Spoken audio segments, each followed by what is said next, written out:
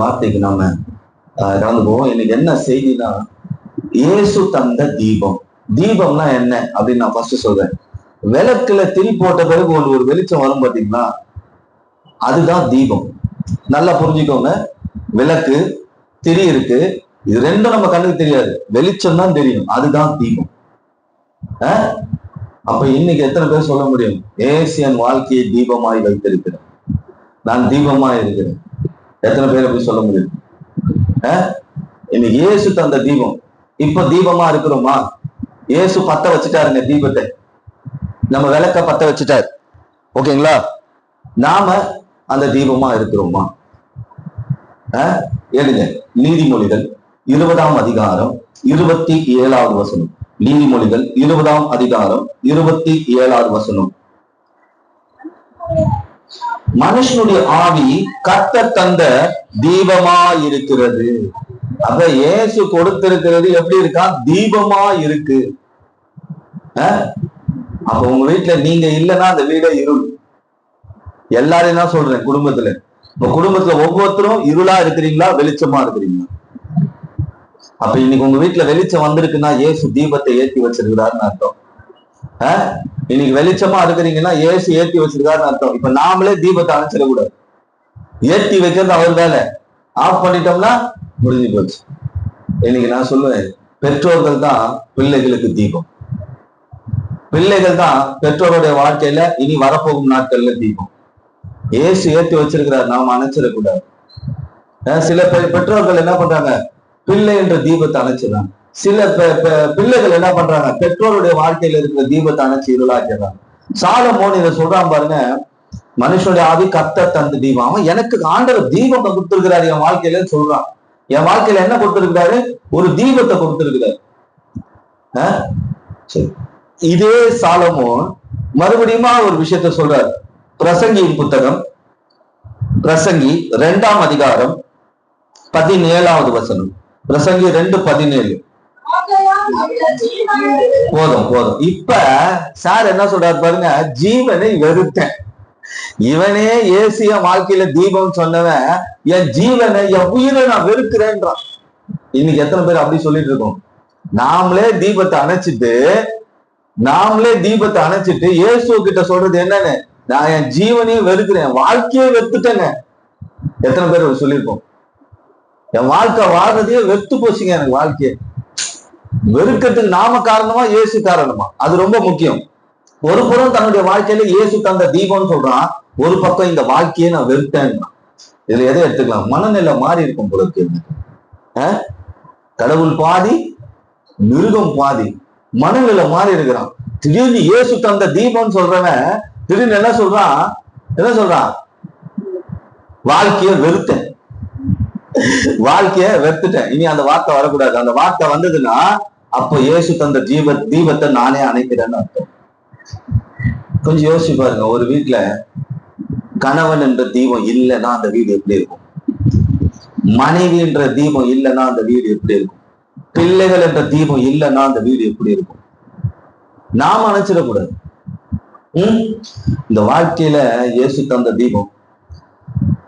ஆனா சத்துரு என்ன நினைப்பா, இந்த தீபத்தை அணைச்சிட்டா இந்த குடும்பம் அவுட். ஒரு பொல்லாத வல்லமை என்ன நினைக்கும், இயேசு கொடுத்த இந்த தீபத்தை அணைச்சிட்டோம்னா இந்த வாழ்க்கை அவுட்.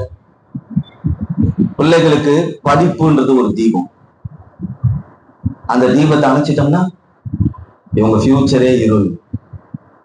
தகப்பன் தாயோடைய வாழ்க்கையில ஒரு தீபத்தை அணைச்சிட்டோம்னா இந்த பிள்ளைகள் இருள். இந்த சத்துருடைய வேலை என்ன தெரியுமா? காத்து அனுப்புவான். அந்த டைம் தான் மெழுகுவத்தி ஏற்றும் போதுல காத்துல அடிக்கும் பாருங்க, வேலைக்கு ஏற்றும் போதெல்லாம் காத்து அடிக்கும் பாருங்க. அதுதான் சத்துருடைய திட்டம். ஆண்டவர் நம்மளை பிரகாசமா கொண்டு வரணும்னு நினைக்கும் போது இந்த சத்துரு உள்ள போது என்ன பண்ணுவான்? வாழ்க்கை இருளாய் மாற்ற முயற்சி பண்ணுவான். அந்த நேரத்துக்கு இடம் கொடுத்ததுனால்தான் இதே சாலமோன் சொன்ன ஒரு வார்த்தை, என் ஜீவனை நான் இருக்கிறேன். லைட்டா சத்துருடைய காத்து வந்துருச்சு. அப்ப உலகம் உள்ள வந்துருச்சு. உலகபூர்வமான மனிதர்களுடைய ஆலோசனை வந்துருச்சு, இயேசுவின் ஆலோசனை போயிடுச்சு. இப்போ நான் சபையில அடிக்கடி சொல்ற ஒரு விஷயம் தான், நம்ம என்ன ஆலோசனை கொடுத்தாலும் சரி, அதை மனசுல ஏற்றுக்கிறவர்களுடைய வாழ்க்கை தான் மாற்றப்படும். இப்ப சாலமோன் தன் வாழ்க்கையில தீபம்னு எதை சொன்னார்? அது என்னங்க தீபம்? இப்ப நான் சொல்றேன், இதுவரைக்கும் இந்த தீபம் இல்லை என்றால் இனி இந்த தீபம் உங்கள் வாழ்க்கையில கொடுக்கப்படும். இந்த சாலமோன்ன்ற ஒரு மனுஷன் என் வாழ்க்கை கத்த தந்த தீபம்ன்றான். அவன் வாழ்க்கையே தீபம்னு சொல்றான். யோசிச்சு பாருங்க. நான் எங்க போனாலும் தீபமா இருக்கணும்ல, யார் வீட்டுக்கு போனாலும் அவங்க வீட்டுல இருக்கிற இருளை வெளிச்சமா மாத்திருவேன் அப்படின்னா இவன் தான் வாழ்க்கையே தீபம்னு சொல்றான். இன்னைக்கு நாம சொல்லணும் ஒவ்வொரு பாயிண்ட்டுக்கு அப்புறமா என் வாழ்க்கை தீபமாகி மாறப்போகுது, என் வாழ்க்கை தீபமாக இருக்கு, இயேசு இந்த தீபத்தை என் வாழ்க்கையில கொடுப்பார். சரி, முதலாவது இந்த சாலமோன் எதை தீபம்னு சொல்றாரு? 1 ராஜாக்களின் புத்தகம் 3ஆம் அதிகாரம் 12வது வசனம்.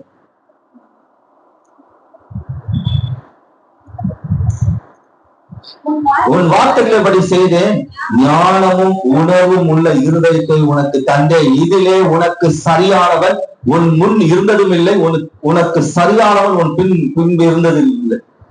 இங்க தீபம்னு எதை தெரியுமா சொல்றாரு? இயேசு கொடுத்த ஞானத்தை தீபம்னு சொல்றான். இயேசு எனக்கு ஒரு ஞானத்தை கொடுத்திருக்கிறார். அந்த ஞானம் எப்படி இருக்கா? என்னால தீபம் போல இருக்கு. இப்ப ஞானம் பயங்கரமா இருக்கிற ஒரு ஆள் எங்க போனாலும் என்ன நடக்கும்? ஞானத்தை பேசுவோம், ஞானமா நடந்துப்பான், ஞானத்தை சொல்லி கொடுப்பான். இவன் எதை தீபம் சொல்றான் தெரியுமா? எனக்கு என்னுடைய வாழ்க்கை இயேசு கொடுத்த தீபம்னா, எனக்கு முதல்ல என் மேல இருக்கிற தீபம் என்ன? ஞானம் தான் தீபம். இது மட்டும் இல்ல, இங்க சொல்றாரு பாருங்க, இதுல உனக்கு சரியானவன் உனக்கு முன் இருந்ததும் இல்லை, உனக்கு சரியானவன் உனக்கு பின் எழும்போது. இது வரைக்கும் அப்படி ஒரு ஞானத்தை யாருக்குமே தரலப்பா, உனக்கு கொடுத்துருக்கு. இதுக்கு அப்புறமாவும் அப்படிப்பட்ட ஞானத்தை யாருக்கும் தரவும் போகுது. சொல்றான் பாருங்க, ஞானமானது என் மேல் தீபமா இருக்கு. எனக்கு இன்னைக்கு ஞானத்தை ஆண்டவர் கொடுத்திருக்கிறார். அவ்வளவு ஞானம் உள்ளது.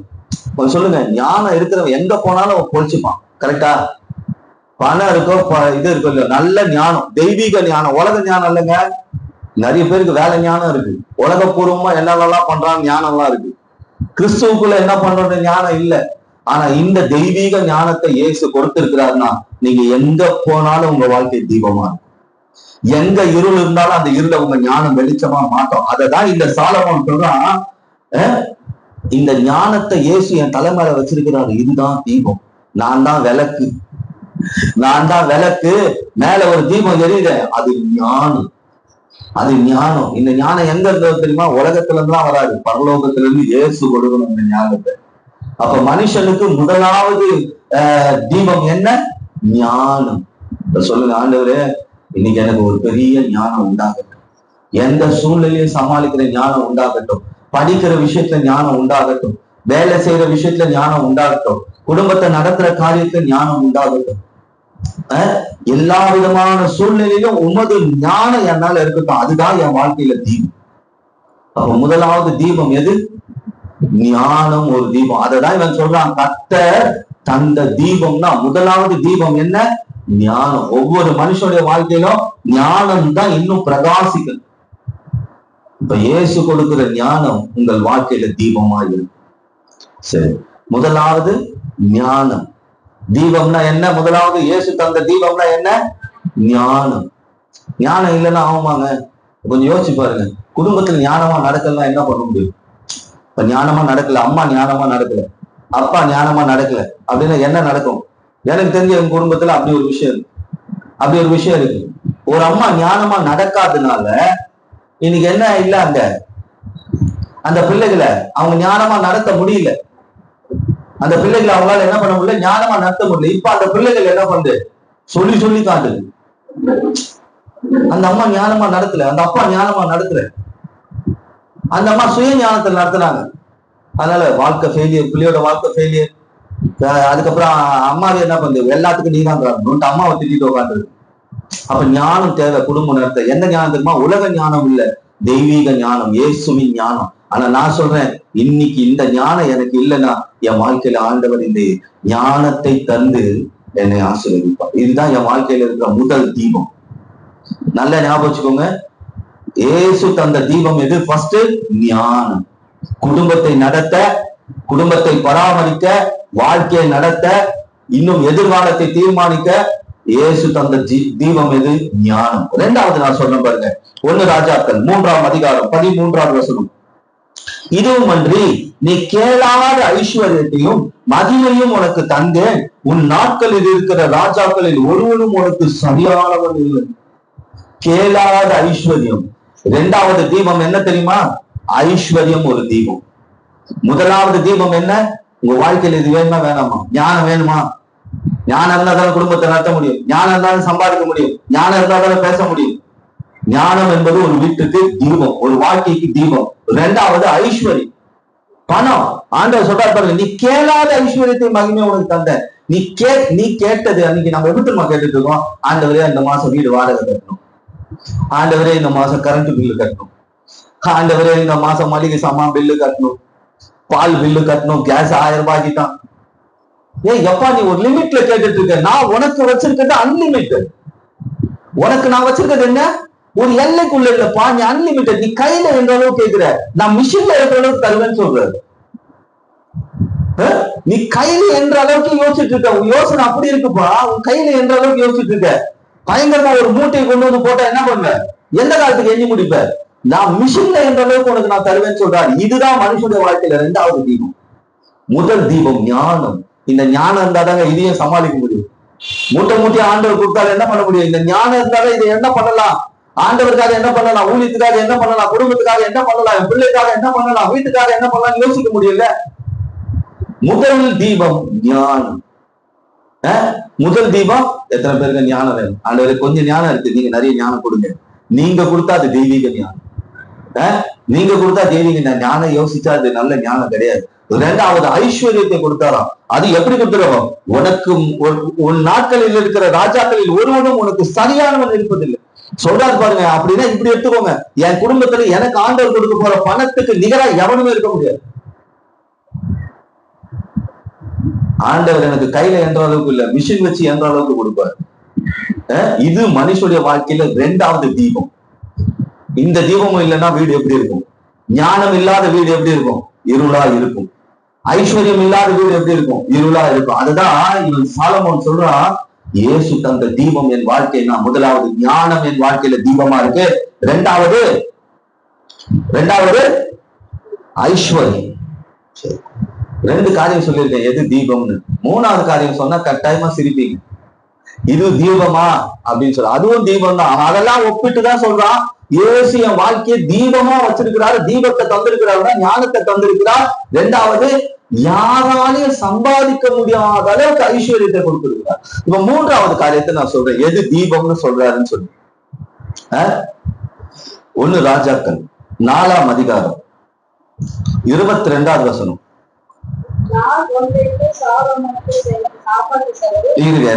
நாள் ஒன்றுக்கு, ஒரு நாளைக்கு சாலமோனுக்கு செல்லும் சாப்பாடு. சாலமோன் ஒரு ஆளுக்கு சாப்பாட்டு செலவு பாருங்க 30 மரக்கால். சும்மா உதாரணத்துக்கு சொல்றேன், ஒரு 1.5 கிலோ ஒரு மரக்கால்னு வச்சுக்கோங்க. 30 மரக்கால். கொஞ்சம் யோசிச்சுக்கோங்க. சாருக்கு சப்பாத்தி மாவு பேசினா இந்த அளவுக்கு ரூம் கொடுக்கணும். 60 மரக்கால் மாவு வேற, புரோட்டீன் பவுடர் வேற போல இருக்கு. எப்படி கொட்டுவாங்க பாருங்க, மூட்டையில பிரிச்சா வெட்டி கொட்டுவாங்க ஒரு ஆளுக்கு ஒரு வேலைக்கு.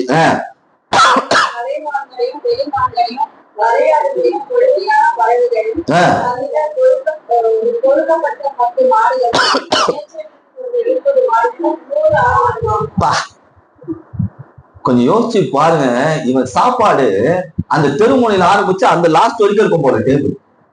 எவ்வளவு ஆடு, எவ்வளவு மாடு, கலைமான் வெளிமான் ஒன்னுக்கும் விட்டு வைக்கல. பறவைகள், கொழுமையான பறவைகள், கொளுத்தப்பட்ட 10 கன்று, மேய்ச்சல் 20 மாடு, 100 ஆடு, ஒரு ஆள். இவன் தீபம் என்ன தெரியுமா சொல்றான்? ஆண்டவரே, நான் என்ன சாப்பிட்டாலும் எனக்கு சுகர் வராது, நான் என்ன சாப்பிட்டாலும் பிரஷர் வராது. ஏன்னா என் உணவை நீர் ஆசீர்வதித்து இருக்குது. என் உணவை நீங்க என்ன பண்ணிருக்கிறீங்க? ஆசீர்வதித்து இருக்கிறேன். நான் என்ன சாப்பிட்டாலும் நான் அழகாயிட்டே போறேனே தவிர, நான் என்ன சாப்பிட்டாலும் எனக்கு ஒரு வியாதியும் வராது, ஒரு பிரச்சனையும் வராது. Unlimited means. ஒரு நாளைக்கு சாலமோனுடைய சாப்பாட்டு செலவு எவ்வளவு இருக்கும்னு நினைக்கிறீங்க? எவ்வளவு இருக்கும்னு நினைக்கிறீங்க? 70 லட்சம் ஒரு நாளைக்கு. ஒரு நாளைக்கு சாப்பாட்டு செலவு எவ்வளவு? 70 லட்சம். 40 வருஷம் உயிரோடு இருந்திருக்கிறாரு.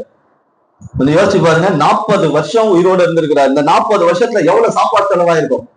10,000 கோடி. எவ்வளவு? 10,000 கோடி. அவன் சொல்றான் பாருங்க. அதுதான் சொல்றான் சாலமோன், கர்த்தர் என் உணவையும் ஆசீர்வதித்திருக்கிறார், அது என் தலைமையில தீபமா இருக்கு. யாரும் சாப்பாடு விஷயத்துல இவன் கஷ்டப்பட்டான், இப்படி ஆயிட்டான் அப்படி ஆயிட்டான்னு சொல்ற அளவுக்கே இல்லப்பா. எனக்கு இயேசு கொடுக்கறது அன்லிமிட்டடா தான் கொடுக்கிறார். பாருங்க, முதலாவது ஞானத்தை தராரு, அது ஒரு தீபம். இரண்டாவது ஐஸ்வர்யத்தை தருகிறார், அது ஒரு தீபம். மூன்றாவது அவன் சாப்பாட்டை அபரிவிதமா ஆசீர்வதிக்கிறார். அவன் கண்ணு பார்க்கறதெல்லாம் சாப்பிடுறான், அவன் மனசு விருப்பப்படுறதெல்லாம் சாப்பிடுறான். கடவுள் கொடுத்துக்கிட்டே இருக்கிறார். யோசிச்சு பாருங்க, அவன் வாழ்க்கை எவ்வளவு பிரகாசம் அவன் சொல்றான் பாத்தீங்களா? இப்படிப்பட்டவன் என்ன சொல்லுவான்? யாராவது கேட்டா, அப்பா அவன் வாழ்க்கை எப்படிப்பா போகுது? ஒரே வார்த்தை சொல்றான், என் வாழ்க்கை இயேசு தந்த தீபம். அப்படின்னா அதுக்குள்ளே கொண்டு வந்துட்டான். என்னன்னு? என்ன போல ஞானவான் யாருமே இல்லை, அது இயேசு கொடுத்த ஞானம்.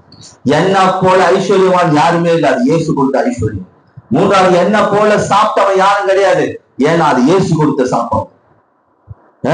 70 லட்சம் ரூபாய்க்கு ஒரு நாளைக்கு சாப்பிட்டுருக்கானா அவனுக்கு கடவுள் எப்படி கொடுத்துருப்பாரு?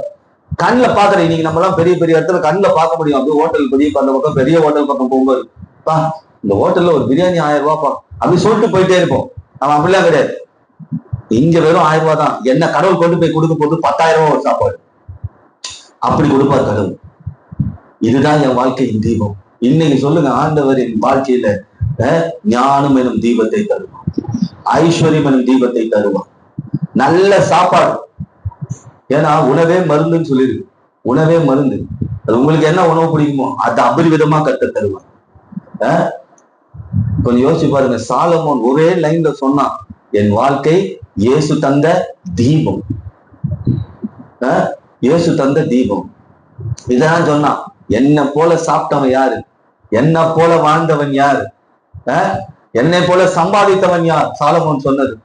இதெல்லாம் நடக்கும். என்னடா பாஸ்ட் பேசுறதெல்லாம் சாலமோன் காலத்துல நடந்தது. நமக்கு ஏங்க நடக்கும் நடக்கும் நம்ம சொல்ல முடியாது. அதாவது மனுஷனால நடக்கிற காரியம் எனக்கும் நடந்ததுன்னா அது ஓகே. அப்ப தெய்வ சக்தி ஒண்ணும் கிடையாது. மனிதனால் கூடாதது இயேசுவால் கூடும். நீ கிரகிக்க முடியாத பெரிய காரியங்களை உனக்கு நான் செய்வேன். உனக்கு மேல இருக்கிற பொக்கிஷன்ல, பூமி கீழே இருக்கிற பொக்கிஷத்தை கூட நான் கொடுப்பேன். ஒரு களத்துல உன்னுடைய வாழ்க்கையை நான் மாற்ற என்னால முடியும். 3 காரியத்தை சொல்லியிருக்கேன். எதெல்லாம் தீபம்? முதலாவது இயேசு கொடுத்த ஞானம் தீபம். இரண்டாவது இயேசு கொடுக்கிற ஐஸ்வர்யம் தீபம். மூன்றாவது இயேசு கொடுக்கிற உணவு உங்கள் வாழ்க்கையில தீபம். நாலாவது இன்னொரு காரியத்தை 1 ராஜாக்களின் புத்தகம் 4ஆம் அதிகாரம் 24, 25.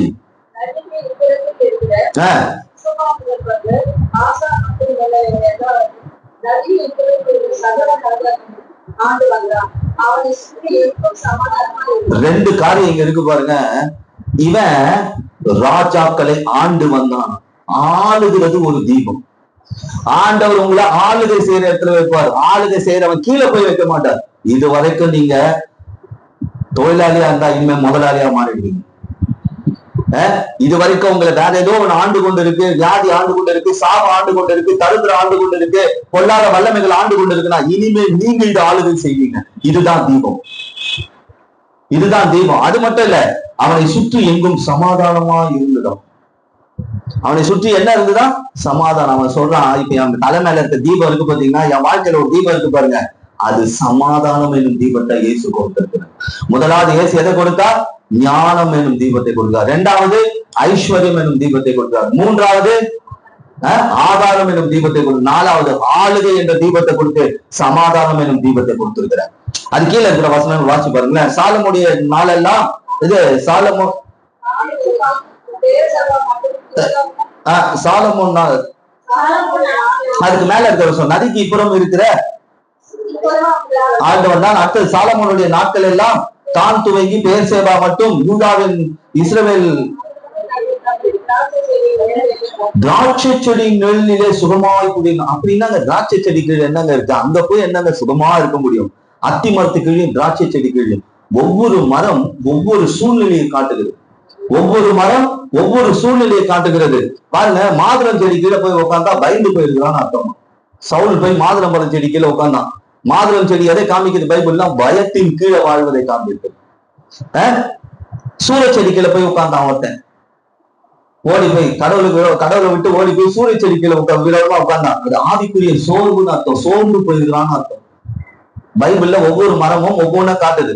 அப்ப மாதுளை மரம் எதை காமிக்குது? யுத்தத்துல வரக்கூடிய பயம், பயந்து போய் உட்காந்துருக்கான்னு அர்த்தம். சூரிய செடி எதை காமிக்குது? ஆவிக்குரிய வாழ்க்கையில சோர்வு. அப்படின்னா என்ன அர்த்தம் தெரியுமா? இன்னைக்கு சர்ச்சைக்கு வர வேண்டிய நேரத்துல வீட்டுல நிழல்ல உட்காந்துக்கிறாங்க பாருங்க, ஃபேன்ல, அதுதான் ஆவிக்குரிய சோர்வு. இங்க உட்காந்து அடுத்தது மாதுளம் படி செடி கீழே உட்கார வேண்டிய வரும், பயம். அது நம்ம சொல்ல வேணாம், அது தானா வரும். நேற்று கூட ஒருத்தருக்கு தெளிவா சொல்லி அனுப்பிச்சேன் சபையை பத்தி. சபையை பத்தி ரொம்ப இவன் என்னவோ ரொம்ப சமாதானமா போயிட்டு இருக்குன்னு நினைச்சிட்டு இருக்கிறீங்க. எல்லாம் நடந்துட்டு இருக்கு. ஒரே ஒரு பிரேக்கிங் பாயிண்ட் கடவுள் கொடுத்தா அதுல இருந்து வெளியே வரவே முடியாது. அவர் மாட்டாத வரைக்கும் வரவே முடியாது.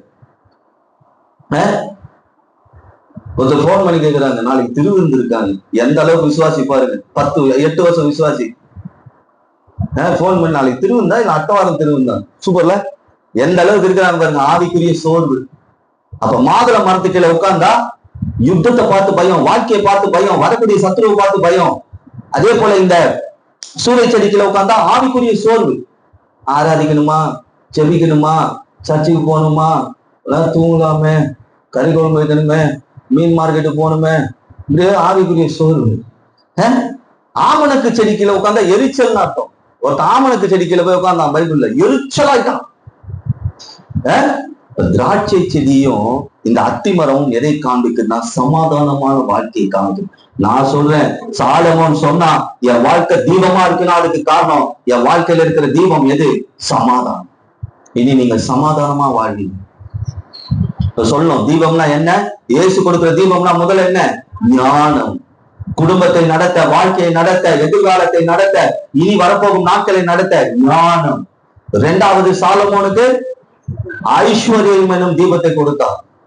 இந்த தீபம் இல்லையா? நீங்க கேளுங்க, ஆண்டவரே சாலமோனுக்கு ஒரு தீபத்தை கொடுத்தீங்க, என் வாழ்க்கையில இந்த தீபத்தை கொடுங்க. 3வது ஆதாரம், குறைவில்லாத ஆதாரம், சுகர் பிரஷர் வராத ஆதாரம், வேற எதுவுமே இது ஆகாத ஆதாரம். பாத்தீங்களா, ஒரு நாளைக்கு 70 லட்சம் ரூபாய் சாப்பாடு. அடுத்தது சாலமோனுக்கு கொடுத்தது அதிகாரம், அதிகாரம் என்னும் தீபம். அடுத்தது என்ன சொன்ன? சமாதானம். சமாதானம் என்னும் தீபம் உங்க வீட்டுல இருக்கா? சமாதானம் என்னும் தீபம் உங்க வீட்டுல இருக்கா? நீங்களே யோசி. வீட்டுல ஐஸ்வர்யம் என்னும் தீபம் இருக்கா? உங்க வீட்டுல ஆளுகை தன்மை என்ற தீபம் இருக்கா? உங்க வீட்டுல ஞானம் என்னும் தீபம் இருக்கா? இல்லைன்னா கேளுங்க, கட்டாயமா ஆண்டவர் கொடுப்பார். சரி, அடுத்தது 1 ராஜாக்கள் 8ஆம் அதிகாரம் 63வது வசனம். 1 ராஜாக்கள். பொறுமையா வாசிங்க. அப்படியே சமாதான பலியாக நாங்க ஒரு கமா போட்டிருக்கா அப்படின்னா அங்க பொறுமையா வாசிக்கணும்னு அர்த்தம். எத்தனை ஆயிரம் மாடு? 1,24,000 ஆடுகளையும்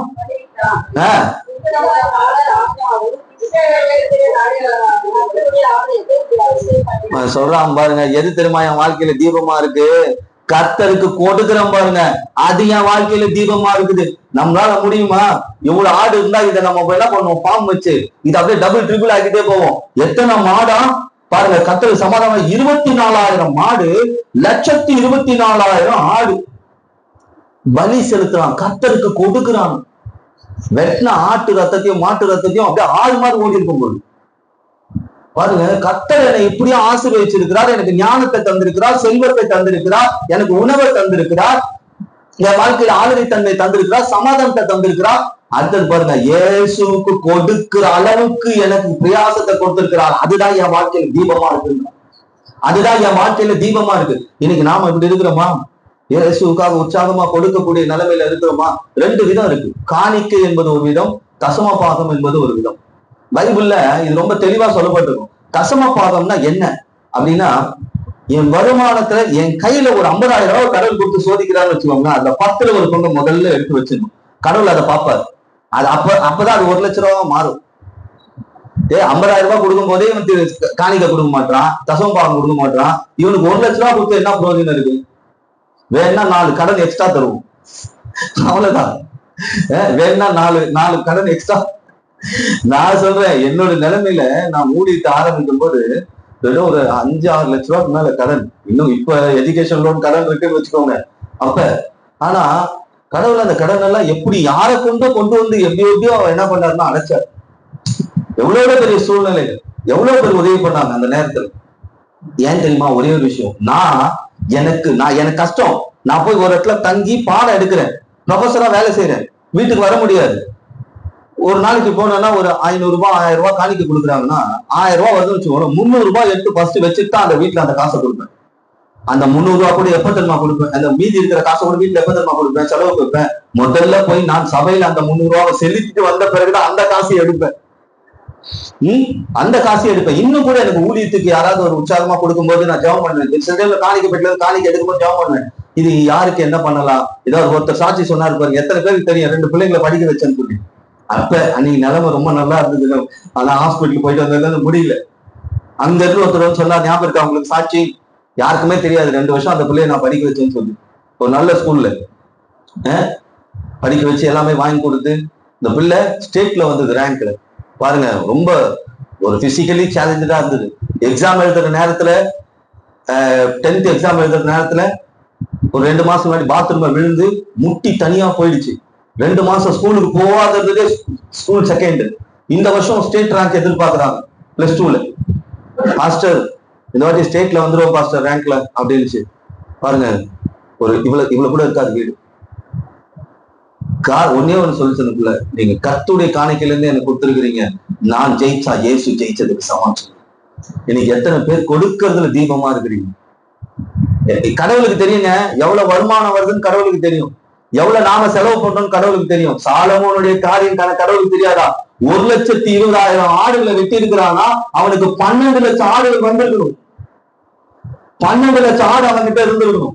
12 லட்சம் ஆடுல இருந்து 10ல ஒரு பங்கு என்ன பண்றான்? கர்த்தருக்கு பலி செலுத்துறான். நாம அப்படி இருக்கிறோமா?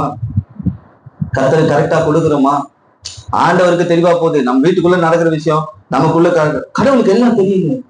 கடவுளுக்கு எல்லாம் தெரியும். அப்ப இன்னைக்கு என் வாழ்க்கையில இருக்கிற தீபம் எப்படி இருக்கு? கொடுக்கிற தீபம் எரிஞ்சிட்டு இருக்கா, அணைஞ்சு போயிருக்கா? இவ்வளவு நேரம் கேட்கும் போது உற்சாகமா இருந்தீங்க.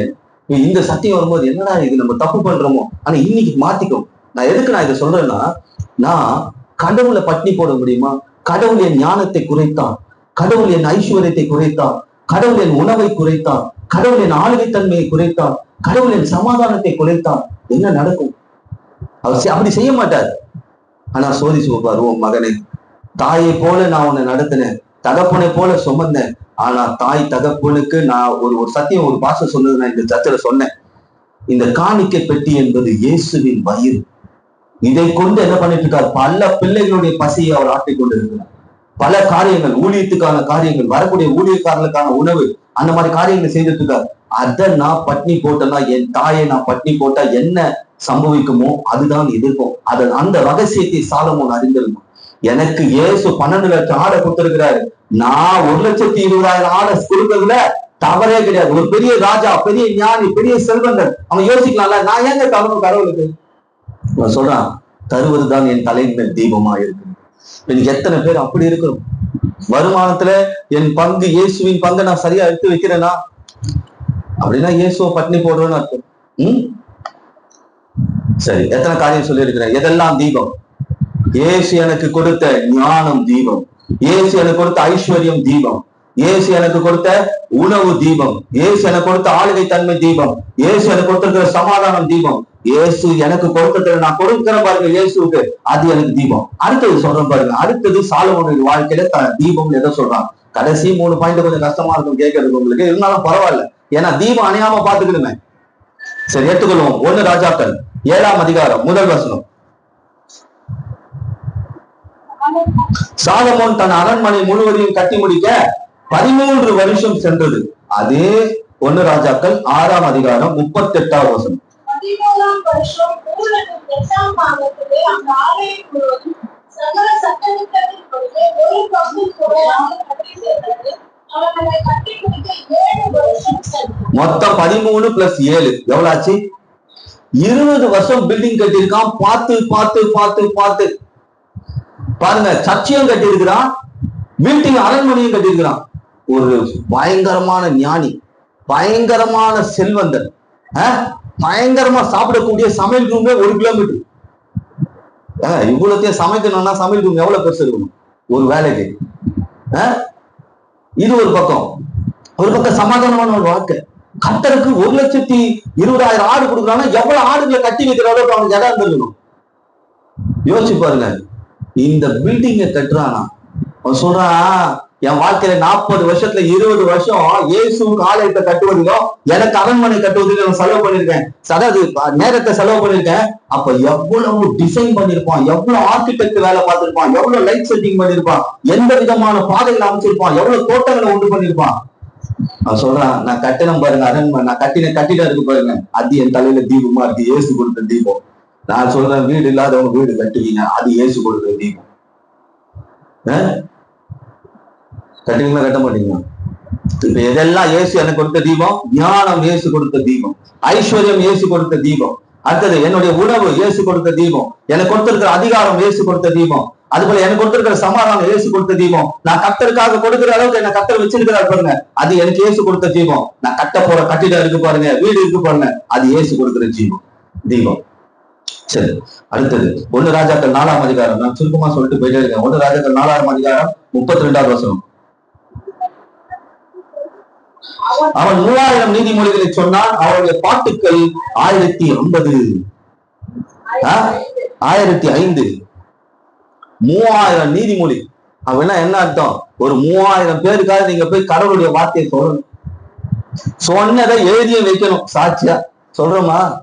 அவன் சொல்றான் பாருங்க, மாயில தீபம் ஒண்ணு இருக்கு, அவன் பாட்டு எழுதுவான் போது கவிதை, அவன் எழுதுந்தான் நீதிமொழிகள், பிரசங்கி, இது எல்லாமே சார் எழுதுதான். ஒரு எழுத்துப்பூர்வமான ஞானம். அநேகமா அவங்க நிறைய பேர்ல கவிதை எழுதுறவங்களா கடவுள் மாத்துவார் போது இயேசுக்காக, பாடல் எழுதுறவங்களா மாத்துவார் போல இருக்கு இயேசுக்காக, புது புது பாடல்லாம் எழுதுவீங்க போகுது. நிறைய பிளேயர்ஸ் எல்லாம் வர போறாங்க, கிட்டார் பிளேயர்ஸ், ட்ரம்ஸ் பிளேயர்ஸ் எல்லாம் சபையில உருவாக்க போறார் போல கடவுள். அவன் எதெல்லாம் தீபம் சொல்றாம, நான் எழுதுனேன் நீதிமொழிகள், இது எனக்கு தீபம், இது என் வாழ்க்கையில எப்படி இருக்கு? தீபமா இருக்கு. நீங்க எத்தனை பேர் சொல்ல முடியாது? அடுத்தது இன்னும் காமெடியா இருக்கும், அடுத்தது சொன்னா இன்னும் சிரிக்க போறீங்க. எதெல்லாம் தீபம்? இயேசு கொடுத்த தீபம் ஞானம், ஐஸ்வர்யம், சாப்பாடு, அதிகாரம், சமாதானம், கர்த்தருக்கு கொடுக்கிறது, ஒப்பிட முடியாத கட்டிடங்களை கட்டுவது. அடுத்தது என்ன சொன்னேன்? இயேசுக்காக எழுதுறது, இயேசுக்காக இந்த வார்த்தையை கொண்டு போறது, அதுதான் தீபம். சரி, அடுத்து இன்னொரு காரியம் சொல்றேன். 1 ராஜாக்களின் புத்தகம் 11ஆம் அதிகாரம் 3வது வசனம் வாசிங்க.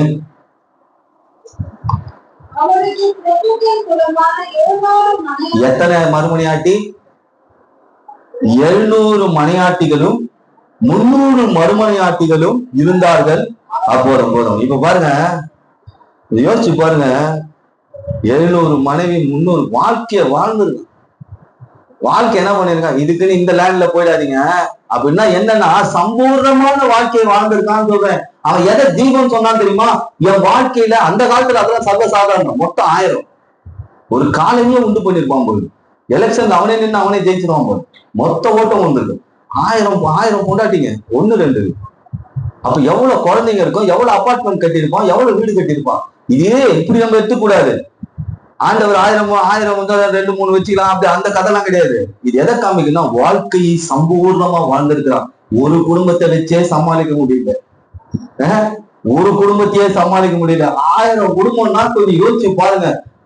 உண்மையிலேயே அவன் பைத்தியத்துல நம்பர் 1 பைத்தியமாயிட்டு இருப்பான். கரெக்ட் தானே? ஒரு குடும்பத்தையே என்ன பண்ண முடியல, சமாளிக்க முடியல. 1000 குடும்பம். இது எதை காமிக்குன்னா வாழ்க்கையை சம்பூர்ணமா வாழ்ந்திருக்கிறான். அதைதான் இவன் என்ன சொல்றான்? தீபம், இயேசு கொடுத்த தீபம். என் வாழ்க்கையில எந்த பிரச்சனையும் இல்லை, சமாதானமா இருக்கிற என் வாழ்க்கை சம்பூர்ணமா போயிட்டு இருக்கு. எத்தனை பேர் சொல்ல முடியும் குடும்பம் சம்பூர்ணமா இருக்கு? அதுதான் இயேசு எனக்கு கொடுத்த தீபம். என் குடும்பத்துல சஞ்சலமும் இல்லை, தவிப்பும் இல்லை, சமாதானமா இருக்கு. அதுதான் இயேசு எனக்கு கொடுத்த தீபம். சரி, இப்ப மறுபடியும் எடுப்போம். பிரசங்கி 2ஆம் அதிகாரம் 17வது வசனம். பிரசங்கி 2ஆம் அதிகாரம் 17வது வசனம்.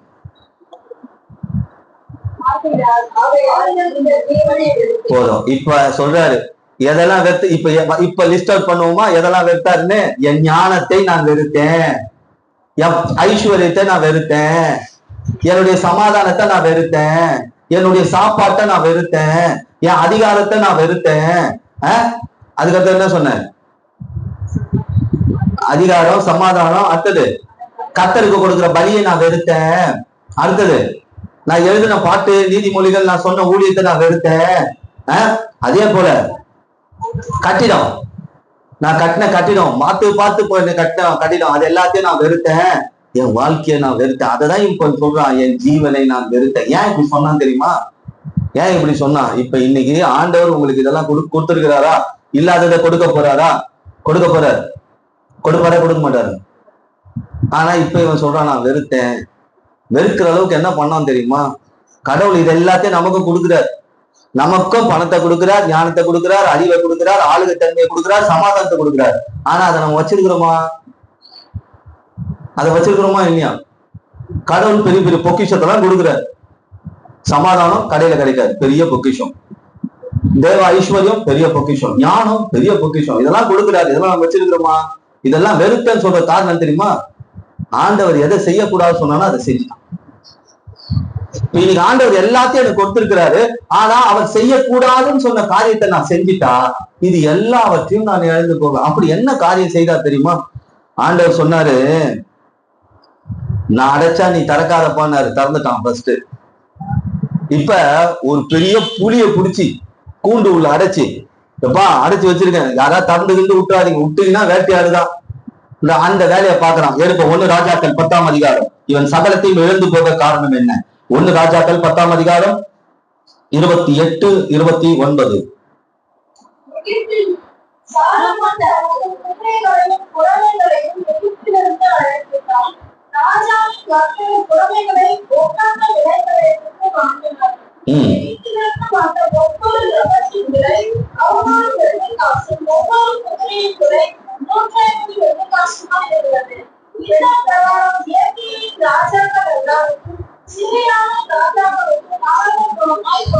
இப்ப இவர் என்ன பண்ணிருக்கிறாரு? இப்படி எடுத்துப்போம், இந்த கண்டென்ட்டை விட்டுருவோம். எகிப்துல போய் எல்லாத்தையும் வாங்கியிருக்காரு. எப்படி? இப்ப உங்களை நகை வாங்க சொன்னா கடவுள் எங்க போய் வாங்குவீங்க? ஏதாவது நகை கடை சொல்லுங்க பாக்கலாம். ஜிஆர்டி, அப்புறம் ஜலிதா ஜுவல்லரி, உங்களுக்கு இந்த பேர்லாம் தெரியாது, நல்லா தெரிஞ்சு வச்சிருக்காங்க பாருங்க. ராகுல் சேடா இந்த பக்கம், மாதாஜியா, ஏன்னா நம்ம லோக்கல்ல 2 பேர் தான் இருக்கோம். ஏன் இங்க போய் வாங்குறீங்க? நல்லா இருக்கும். இல்ல ஒரு திட்டு பையன் கிட்ட போய் வாங்கினா அடுத்தது என்ன நடக்கும்? நகை நல்லா இருக்கும், அடுத்தது என்ன நடக்கும்? போலீஸ் வருமா? அப்படிதான் ஆண்டவர் சொன்னார். எகிப்திய ஒரு திட்டு பையன், அவன் கிட்ட போவாதன்னு அழைச்சி வச்சாரு. இஸ்ரவேல் மக்களை செங்கடல் வழியா கொண்டு வந்துட்டு செங்கடலை மூடிட்டாரு. இந்த எகிப்துக்கு நீங்க போகாதீங்க, அவன் திட்டு பையன். ஏன்னா எகிப்து என்பது ஒரு பொல்லாத வல்லமை. அது அடிமைத்தனம் பண்ணும், அது மந்திரம் பண்ணும், அது மாயம் பண்ணும், வித்த காட்டும். எகிப்து மந்திரவாதத்தின் பிறப்படும், அடிமைத்தனத்தின் பிறப்படும். உங்களை வாழ விடாது, உங்களை அழிக்கும், உங்க சந்ததிக்கு அழிக்க பார்க்கும். அந்த இடத்துல இருந்து அந்த இஸ்ரவேல் மக்களை வெளியே கொண்டு வந்த பிறகு அந்த செங்கடலை ஆண்டவர் மூடிட்டார். மறுபடியும் அங்க போக கூடாதுன்னு சொல்லி. அதனால எகிப்துக்கு போக வேண்டாம் அப்படின்னு. ஆனா இவன் கேட்கல. எங்க போயிட்டான்? வாங்கணும்னா கர்த்தருடைய பிரதிநிதி கிட்ட வாங்கி இருக்கணும். திருட்டு பையன் கிட்ட போயிட்டான், மந்திரவாதத்துக்கிட்ட போயிட்டான், பொல்லாத வல்லமை கிட்ட போயிட்டான், மனுஷன் அழிக்க சூழ்ச்சி பண்றவங்க கிட்ட போயிட்டான். அப்படிதான் இன்னைக்கு நம்ம வாழ்க்கையில இயேசு உங்க வாழ்க்கையில சில காரியங்களை அடைச்சிருக்கிறாரு. சிலருக்கு பிரச்சனைகள் அடைச்சிருக்கிறார், போராட்டங்கள் அடைச்சிருக்கிறார், வியாதி அடைச்சிருக்கிறார், நெருக்கடி அடைச்சிருக்கிறார், கருங்களுக்கு அடைச்சிருக்கிறார், சாபத்தை அடைச்சிருக்கிறார். ஆனா மறுபடியுமா நாம அதை தந்தை கூட இவன் பண்ண முதல் தப்பு என்ன தெரியுமா? எகிப்த இயேசு அடைச்சிருக்கிறார், போக கூடாதுன்னு சொல்லி. ஆனா அதை இவன் திறந்து விட்டான். இதே உபாகமம் 17ஆம் அதிகாரம் 16வது வசனம் வாசிங்க. இதுக்கு உதாரணம் நான் சொல்றேன். உபாகமம் 17ஆம் அதிகாரம் 16வது வசனம். இயேசு சொல்றாரு பாருங்க, சாலமோனுக்கு முன்னாடியே சொல்லிட்டாரு, ஒரு ராஜா அநேக குதிரைகளை சம்பாதிக்க கூடாது.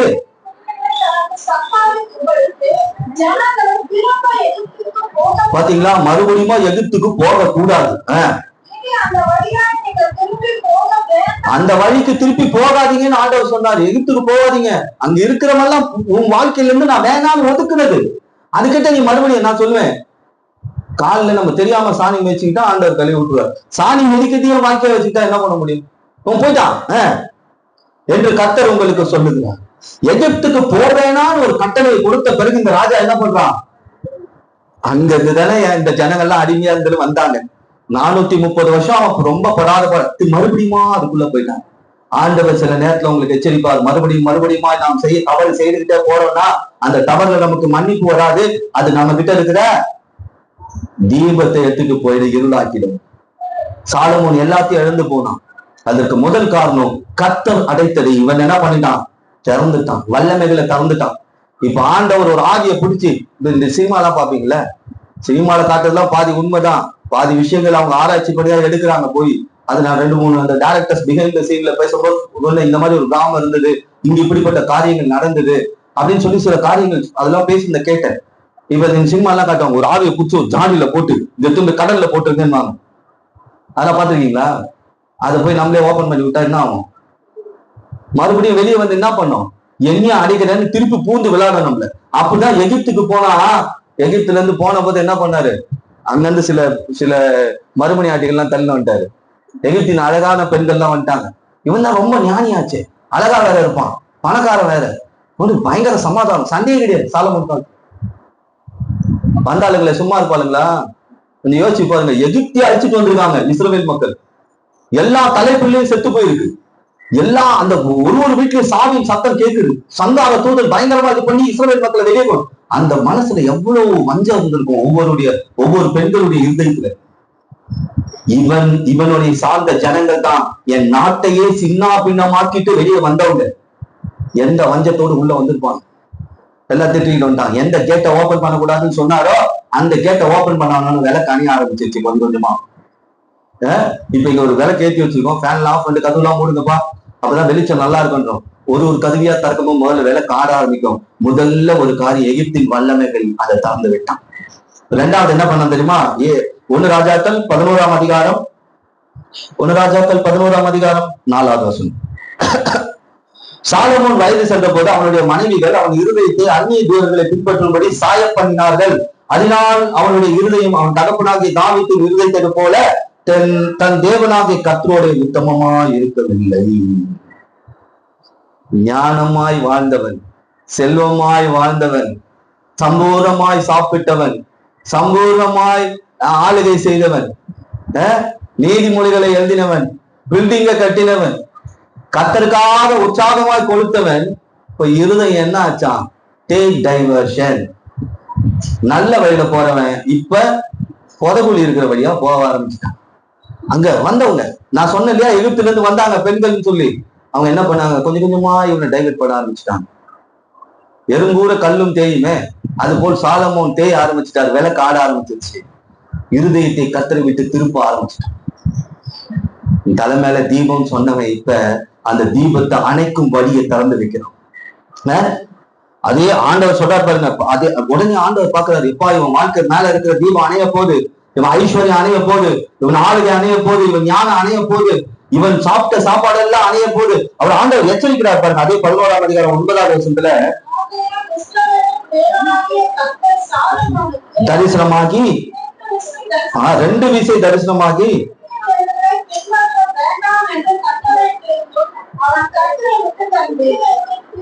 ரெண்டு தடவை ஆண்டவர் சொல்றார். இன்னைக்கு ஆண்டவர் ஊழியர்ல கொண்டு பல தடவை சொல்லிக்கிட்டே இருக்காரு, இப்படி செய்யாதீங்க, இப்படி செய்தா பெரிய விளைவுகள் நடக்கும், குடும்பத்துல பயங்கரமான சூழ்நிலைகள் வரும்பா, இந்த மாதிரி சொல்லிக்கிட்டே இருக்கிறார். அன்னைக்கு ஆண்டவரே நேரடியா போய் சொல்றாரு, நீ இப்படி செய்யாதப்பா, உன் விளக்கு அணைய போகுது, உன் தீபம் அணைய போகுது. ஆனா அவன் என்ன பண்ணான் தெரியுமா? நீ சொல்றத சொல்லு, நான் செய்யறத செய்யும். லாஸ்ட்ல ஒரு வார்த்தை இருக்கு பாருங்க, அவன் கர்த்தரை விட்டு தன் இருதயத்தை திருப்பினான். இருதயம் திரும்பி போச்சுங்க, இயேசுவை விட்டு திரும்பிடுச்சு. எந்த இயேசு ஐஸ்வர்யத்தை தந்தாரோ, எந்த இயேசு ஞானத்தை தந்தாரோ, எந்த இயேசு சாப்பாட்டை கொடுத்தாரோ, எந்த இயேசு அவன் வாழ்க்கையில அதிகாரத்தை கொடுத்தாரோ, எந்த இயேசு அவன் வாழ்க்கையில சமாதானத்தை கொடுத்தாரோ, எந்த இயேசு அவனுக்கு எழுதக்கூடிய ஞானத்தை கொடுத்தாரோ, எந்த இயேசு அவன் கைகளின் பிரியாசத்தை ஆசீர்வதித்து கட்டிடங்களை கட்டும்படி செய்தாரோ, எந்த இயேசுக்காக உற்சாகமாய் கொடுத்தானோ, ஆனா அதே இயேசுவை மறுதலித்து அவன் இருதயம் அதை விட்டு திரும்பினது. தீபம் அணைய ஆரம்பிக்குது, இருள் ஆளுகை செய்ய ஆரம்பிக்குது. இன்னைக்கு ஆண்டவர் அடைத்ததை நீங்கள் திறந்து விடாதீர்கள். ஆண்டவர் உங்கள் வாழ்க்கையில வியாதி அடைத்திருக்கிறார், சாவத்தை அடைத்திருக்கிறார், தரித்திரத்தை அடைத்திருக்கிறார், பொல்லாத வல்லமைகள் அடைத்திருக்கிறார், அசுத்த ஆவிகள் அடைச்சிருக்கிறார், பொல்லாத மனுஷர்கள் அடைச்சு வச்சிருக்கிறார். நாம திறந்துட்டோம்னா பிரச்சனை நமக்குரியது. அப்புறம் ஆண்டவரே என் வாழ்க்கையை இப்படி பண்ணீங்க, என் வாழ்க்கையிலேயே இப்படி நடக்குது, இயேசுவை இப்படி பண்ணீங்க சொல்லி பிரோஜனமே இல்லை. ஆண்டவர் இப்ப சொல்லுவார், நான் அடைத்து வைத்ததை நீ திறந்தார். நான் அடைத்து வைத்ததை நீ திறந்தது மட்டும் இல்ல, உன் இருதயத்தை என்னை விட்டு திருப்பினான். நான் தான் உனக்கு ஐஸ்வர்யத்தை கொடுத்த, மகிமையை கொடுத்த, உன் பேரை பெருமைப்படுத்தின, உன் வாழ்க்கையில அற்புதத்தை செய்த, அடையாளத்தை செய்த. ஆனால் உன் இருதயம் இப்ப எங்க இருக்கு? எதையோ பக்கம் திரும்பி இருக்கு. இதனால என்ன நடந்தது தெரியுமா? 1 ராஜாக்களின் புத்தகம் 11ஆம் அதிகாரம் 14வது வசனம் வாசிங்க. கர்த்தர் ஏதேமியனான ஆதார் என்னும் ஒரு விரோதியை சாலமோன் கிளம்பினார். இவன் ஏதேமில் இருந்து 23வது வசனம், அதுல 23 எலியாத்தாவின் விரோதிகள் எழும்ப ஆரம்பிச்சுட்டாங்க. இப்ப என்ன ஆரம்பிச்சிருச்சு? தீபமா இருந்தவனுடைய வாழ்க்கை, சமாதானமா இருந்தவனுடைய வாழ்க்கையில இப்ப யார் எழும்ப ஆரம்பிக்கிறது? எதிரிகள் எழும்ப ஆரம்பிக்கிறாங்க, விரோதிகள் எழும்ப ஆரம்பிக்கிறாங்க, இவனை அழிக்கும்படி. இன்னைக்கு நாம எந்த இடத்துல இருக்கோம்? இயேசு தந்த தீபமா இருக்கிறோமா? என் வாழ்க்கையில இயேசு தந்த தீபம், இயேசு தந்த தீபம். இன்னைக்கு ஆண்டவர்கிட்ட சொல்றோம், ஆண்டவரே நான் சில காரியங்களை திறந்து வச்சிருக்கலாம், சில காரியங்களை இருதயத்தை உங்களை விட்டு திருப்பி இருக்கலாம். ஆனா நீங்க என் வாழ்க்கையில ஒரு தீபத்தை தந்திருக்கீங்க. நீங்க நல்லதை மட்டும் தான் தருவீங்க. நானா எனக்கு கேடு உண்டாக்கிக்கிட்டு நான் இயேசு மேல பழி போட மாட்டேன். இனி வரப்போகும் நாட்கள்ல நான் இயேசு கொடுக்கிற தீபமா இருப்பேன். நான் எங்க போனாலும் என் தீபம் அவர்களுடைய வாழ்க்கையில இருக்கிற இருளை மாற்றும். நம் கண்களை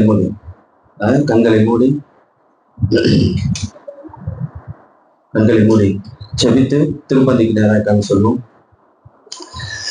ஆண்டவரே, இந்த வேலையிலும் இயேசு தந்த தீபம், இயேசு தந்த தீபம் என் வாழ்க்கை தீபமா இருக்கிறது.